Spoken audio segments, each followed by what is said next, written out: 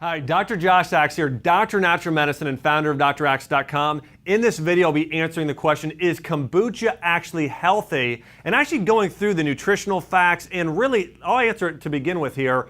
Kombucha is healthy for most people, but not for all people. And I'll tell you who shouldn't drink kombucha and absolutely who should. So let's start off talking about what is kombucha. By the way, I know a lot about kombucha because my brother owns a kombucha company. So we've been drinking it and actually using it for years. Now, what is it? Well, it's a fermented drink consisting of black tea and fermented sugar. It's been used for literally 1,000 years and touted as a miracle elixir, and oftentimes was consumed in different areas of Asia. It contains a colony of bacteria, and specifically a type of yeast called a SCOBY, okay? And after fermentation, becomes carbonated and full of types of, you could say vinegar, but really it's more what are called organic acids like acetic acid and gluconic acid. High in B vitamins, enzymes, probiotics, and I mentioned those acids there below. And healthy, powerful drink, but it's not for everyone. Here's some nutrition facts.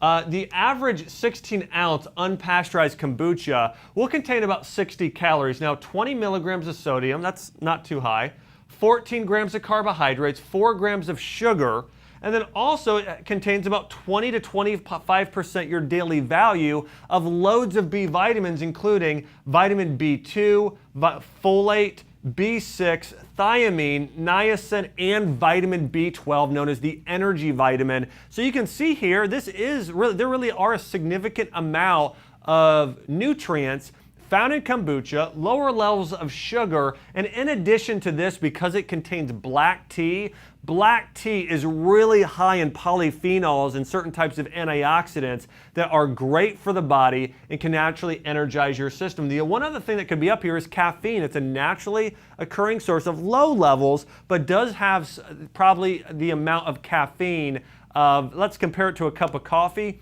The average one will probably have the equivalent of about maybe a fourth a cup of coffee of kombucha. So let's talk about the many health benefits of kombucha and then talk about who should and who shouldn't consume it. Number one health benefit, again, it's an antioxidant powerhouse. Now you maybe have heard of all the antioxidant benefits of green tea and of coffee.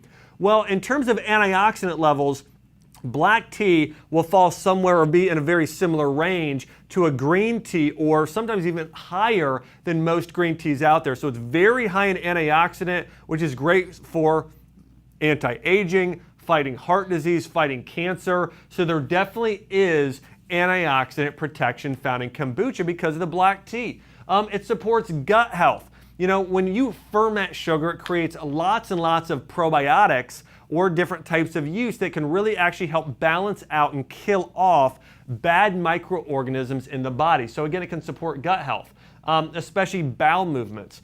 Mental status, you know, this can be very good. Probiotics are really supporting the gut lining, which in turn can support mental health, as can some of the B vitamins we mentioned earlier, can really support your lungs in certain instances because of the probiotics in the black tea. Those antioxidants support the cardiovascular system. Has antibacterial properties. Now, the reason for this is unique is it's very high. When you taste kombucha, it has that very sour component. That sour component, those are known as organic acids like acetic and gluconic acid, which actually create a specific type of environment where bacteria can really thrive and grow, or good bacteria, but actually keep certain types of bad bacteria and yeast at bay because of its unique way of creating a certain type of pH within your body. Also, it may help with type 2 diabetes management. Biggest reason is black tea contains antioxidants that supports the pancreas. The organic acids support liver function, which is good for blood glucose levels. And in addition to that, if you're drinking kombucha in place of soda or other sugary drinks, it's much lower in sugar and a better alternative for those with diabetes. It's great for cardiovascular health because of the antioxidants we mentioned earlier, and also supports the liver because of those organic acids. Now, within Chinese medicine, it was known that consuming sour foods really supported the liver and overall function. And so again, that sourness you get in kombucha actually does support the liver there as well. Now, is it right for everyone? The answer is not always, and let's talk about who it's good for and who it's not. If you have candida, do not consume kombucha. Now here's why. Kombucha in Chinese medicine is considered a more dampening food. Now, not an extremely dampening food like straight sugar or let's say even something like dairy products, but it's mildly dampening, and because it can dampen the body, it can cause candida issues. Now dampness, imagine a lot of mucus in your body or a yeast or coating on your tongue.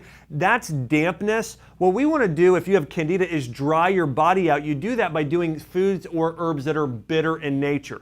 Digestive bitters, consuming foods like arugula and broccoli rabe, artichokes and milk thistle and dandelion. Those things really help dry out the body. So those would be good options. But again, kombucha is dampening slightly, so not good for people with candida or yeast overgrowth, like if you have that white coating on your tongue. Major dental concerns or issues like that, like an infection, may not be the best for those people. If you've got major digestive disease like IBS, Crohn's, or ulcerative colitis, for those people, there typically is an element of dampness that I mentioned earlier, so they wouldn't want to be doing this as well. HIV or AIDS, those avoiding alcohol altogether. Now again, kombucha, the alcohol levels are minuscule. In fact, it's the same as drinking a little bit of vinegar. Again, the alcohol is super low, but again, if somebody's an alcoholic and or somebody who wants to do zero alcohol at all ever, then again, avoiding kombucha would be recommended. And then those avoiding all types of caffeine. Again, the caffeine is more similar to a cup of white tea or green tea, about a third to a fourth a cup of coffee. But again, if you want no caffeine in your diet whatsoever, then kombucha isn't going to be the option because it does have some of those antioxidants, polyphenols, and caffeine that are found in black tea. Now here's how to use, a few things to mention. Again, if you're healthy, drinking kombucha can be great for you. Or again, if your goal is better energy levels or to lose weight and get rid of the soda, you know what? Kombucha is fantastic superfood. If you don't fall under the avoid list of really big issues there, or people with inflammatory bowel disease and candida, really for the most part, most other people can drink this just fine. You know, start drinking it in moderation. If you haven't drank kombucha, start off with just a half a cup or a half a glass there, about 8 ounces. Gradually work your way up to a full serving. For most people, I don't recommend more than 1 serving a day in general of kombucha. But again, doing about 1 serving a day can be great for your health. And you know, you can buy kombucha or make your own at home. Again, my family for years, we made our own at home, and then my brother started a company. But here's some things to know. Most people have no side effects there. As discussed, some people should avoid. Now here's something I wanted to mention. Homemade kombucha with untested SCOBY, drink at your own risk, okay? Could have some issues there, but for the most part, again, if you get a good SCOBY from somebody and grow it yourself, that's the other great thing about it. It's almost free, okay? Or buy some good black tea. But once you get a SCOBY, this thing just keeps going and going and going on its own. And you can simply Google and look up different ways or do a YouTube video on how to make kombucha at home, and somebody will show you a video there. And if brewing, use sterilized equipment, high quality ingredients to clean up the workstation there as well. So remember some of these benefits. Number 1, kombucha is loaded with the antioxidants from black tea. It supports gut health, mental status, can help boost your lung health, antibacterial agents, good for type 2 diabetes, cardiovascular health, and supports the liver because of the organic acids, which have that sour flavor. You know, in North America today, most people get way too many sweet and salty foods, not near enough bitter and sour. And those bitter, sour foods are really what supports the health of your digestive system and your liver. So we really need those for better detoxification and cleansing and healing as well. And hey, if you've enjoyed this video, hey, make sure to subscribe here to my YouTube channel. I've got a lot more videos coming out on essential oils and herbs and how to use food as medicine. And also, hey, if you want to learn more about kombucha and the benefits, hey, Google my name online. Just look up Dr. Axe Kombucha. I've got a really in-depth article on kombucha you can share. Or hey, if you want to learn, maybe you got a health issue. Maybe you've got candida or IBS or another health issue.